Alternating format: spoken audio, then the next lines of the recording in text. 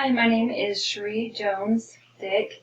I did my career profile with my aunt. I just call her Aunt Richie. Her name is Rachel Lynn Frederickson. She works as a licensed clinical social worker in a school district on the Navajo Nation Indian Reservation. So I asked her about her job and what it's like to work there. So the working environment, she says, is quite a large organization. In that school district, they have 700 to 800 employees. So it is quite large, but she is the only licensed social worker there that is working with all those schools. So she works with elementary, middle school, and high school in that area. She gets to, when under normal circumstances, when we don't have the coronavirus going on, she will travel to the different schools and meet with the students. Right now, she is just doing virtual visits. So she has a lot of autonomy within her job description. In fact, there were not very many protocols set up when she got that position, but she was able to set up a lot of protocols, create some boundaries and regulations for herself. The school district is very family friendly and flexible. She does not work with, so the principals are not her supervisor. She has a supervisor, which is called a student services supporter, and then she also supervises aides.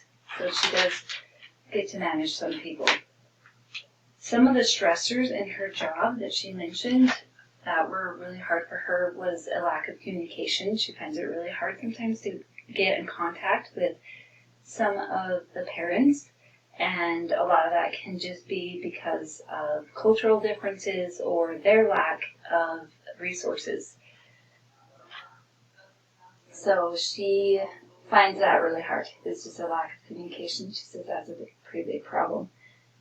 She works with students who have IEPs or individual educational plan. I think that's what it's called. But for short, it's an IEP. And they're just students that are falling behind or have special needs, and they have to qualify to receive her services. There are a lot of grandparents that also live with the families on the reservation. Sometimes that can be difficult. Sometimes there is a language barrier. Usually they can find an interpreter, and it's not a big problem. So some of her daily tasks that she does is performing psychosocial and emotional behavioral assessments to create an IEP, to see what the needs are for the student. That she attends all the IEP meetings. She develops goals for the students depending on their needs, and she meets with them once a week. She also helps support the teachers and administration. Sometimes she makes suggestions for the teachers and also maybe models some techniques that can help their students in their classroom. So she gets to work with the students, the teachers, the parents, and the administration. In her job, she needs at least a master's degree in social work. She also needs to be licensed at a master's level in social work. So not just a degree, but also the license of a master's level in social work. She says without that license, you can be really limited in your options for jobs. So in her particular job at the school district, she needs 2 licenses. That license at a master's level for social work, and the other license is being licensed by the state of New Mexico Education Department. And within that license, there are 3 levels that you have to achieve. So the beginning salary is a range of about $56,000 to $64,000, and the experience range can be $64,000 to $80,000. They will count experience and your experience and your licenses, because they have a pay scale range. So the longer you've been there working, the more that you'll get made, that you can make, the higher your salary will be. So she had 8 years of experience before this job. She worked as a social worker for a nonprofit organization in a family crisis center with mental health patients. And she was making half as much, did not have the same benefits, and